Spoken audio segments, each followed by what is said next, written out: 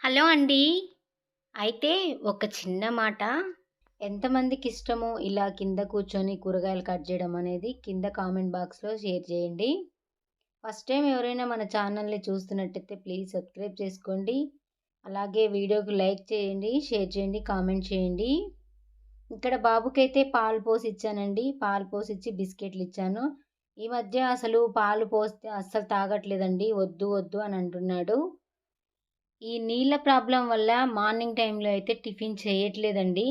అది గాకుండా పాప అయితే అసలు తినట్లేదు. తొందరగా వెళ్ళిపోతుంది. నాకొద్దు వామిటింగ్ వచ్చినట్టే ఉంటుంది మార్నింగ్ టైంలో తింటే అని అంటుందండి. ఇంక డైరెక్ట్‌గా వంట అయితే చేస్తున్నాను. బాబైతే పాలు తాగట్లేదని చెప్పాను కదా! అలా నేను పక్కనుంచుకొని తాపిచ్చానంటే ఖచ్చితంగా తాగుతాడండి. లేదంటే అక్కడ పెట్టాను గ్లాస్ వెళ్ళు తీసుకో అంటే అసలు పాలైతే తాగడండి. అలాగే ఉంటాడు. కొంచెం ఇప్పుడు ఎండాకాలం వస్తుంది కాబట్టికి పిల్లల్ని దగ్గరుండి జాగ్రత్తగా చూసుకోవాలి కదా! ఏదైనా తినను అంటే మాత్రం ఖచ్చితంగా తినబెట్టాలి. ఈరోజు వంకాయ కర్రీ చేస్తున్నానండి. ఎండు కారం ఏద్దాము అనుకున్నాను ఫ్రై చేయడానికి. కానీ పచ్చికారం ఇష్టమనేసి పచ్చికారం అయితే వేస్తున్నాను. పచ్చికారం వేసి అలాగే పాలు పోసి వండామంటే చాలా బావుంటుంది కదా! వంకాయ కర్రీ అనేది. ఇంతకు థంబ్‌నెయిల్ ఏంటి? ఒక తీరుగుంది. మీరు చెప్పేదేంటి? ఒక తీరుగుంది. అక్కడ చూసేదేంటి? ఒక తీరుగుంది అనుకుంటున్నారా? ఇది నిజమే అండి. నేను అప్పటిదాకా అక్కడే పని చేసుకుంటూ ఉన్నాను. ఇంతలో మా ఎదురుంగా ఉన్న ఇంట్లో దొంగలైతే పడ్డారండి. అది మేము తీరా వాళ్ళు బయటికి వెళ్ళిపోయిన తర్వాత మాకు తెలిసిందండి. అదృష్టం కొద్దీ ఇంకా ఇంట్లో వస్తువులైతే ఏం పోలేదంట. అప్పుడే ఆ ఇంటాయనొచ్చి చూసుకున్నారు.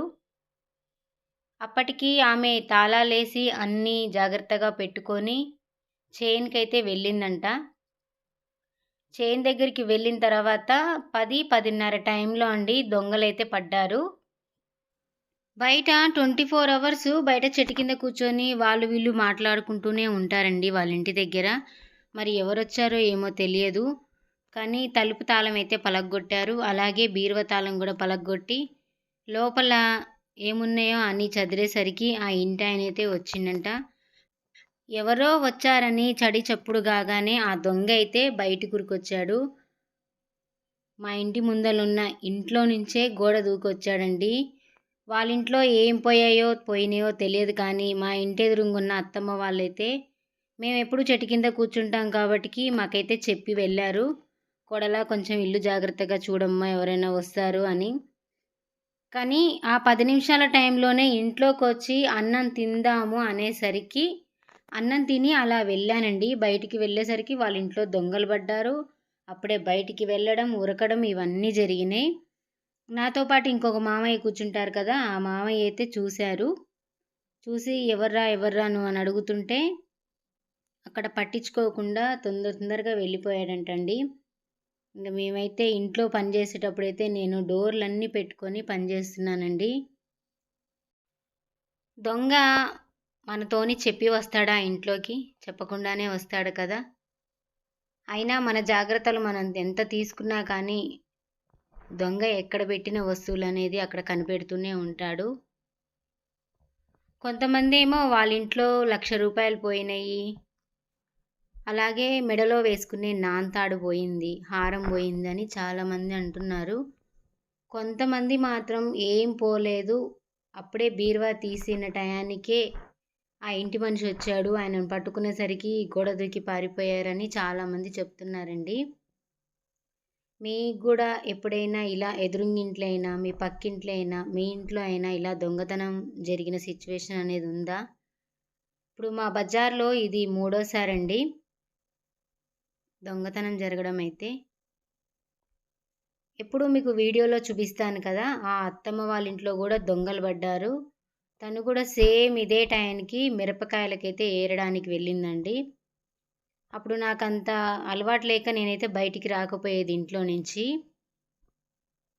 అప్పుడు తెలిసింది ఈవినింగ్ టైంలో వచ్చి ఆ అత్తమ్మ అయితే బాగా ఏడుస్తుందండి. "ఏమైంది అత్తమ్మ" అని అడిగితే, "ఇంట్లో దొంగలు పడ్డారమ్మా నాది మా అత్తమ్మ అంత ఏజీ ఉన్న వాళ్ళైతే మెడకి నాగహారం పెట్టుకుంటారండి. చిన్న సైజులో ఉంటది.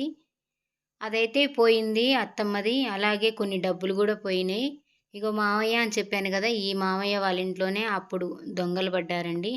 అప్పటినుంచయితే మాకు చాలా భయము. మేము అక్కడే ఉదయం నుంచి సాయంత్రం దాకా అక్కడే ఉంటాం, పని చేస్తుంటాం. అయినా కానీ దొంగలు ఎక్కడి నుంచి పడుతున్నారో అర్థం కావట్లేదు. దొంగోడైతే చెప్పి రాడు కదా! చెప్పి రాడు. చెప్పి ఇవి తీసుకోబోతున్నా, అవి తీసుకోబోతున్నా అని అయితే అనడు కదా! మనమైతే చాలా జాగ్రత్తగా ఉండాలండి. బయటికి వెళ్ళినప్పుడు డోర్‌లైతే గట్టిగా వేసుకోవాలి. తాళాలు గట్టిగా వేయాలి.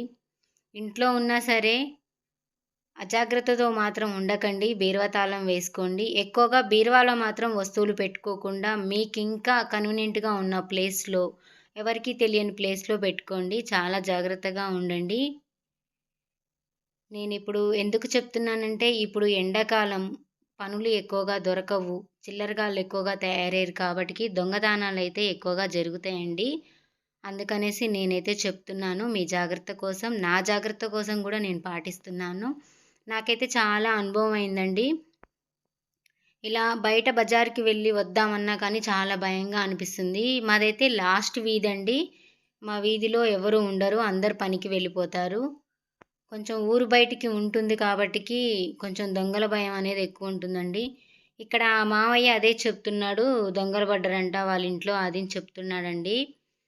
కానీ జాగ్రత్తగా ఉండమ్మాయి ఇంట్లో ఉన్నప్పుడు తలుపులు పెట్టుకొనుండు అనంటే, ఇంట్లో ఎక్కడుంటున్నా మావయ్య ఎంతసేపున్నా నీతోనే ఇక్కడ బయట కూర్చుంటున్నాను కదా మాట్లాడడానికి అని అన్నాను. పని చేసుకునేటప్పుడైనా ఇంట్లో తలుపులు పెట్టుకొని పని చేసుకో, జాగ్రత్తగుండు, వస్తువులు జాగ్రత్తగా పెట్టుకో అని అంటున్నాడండి.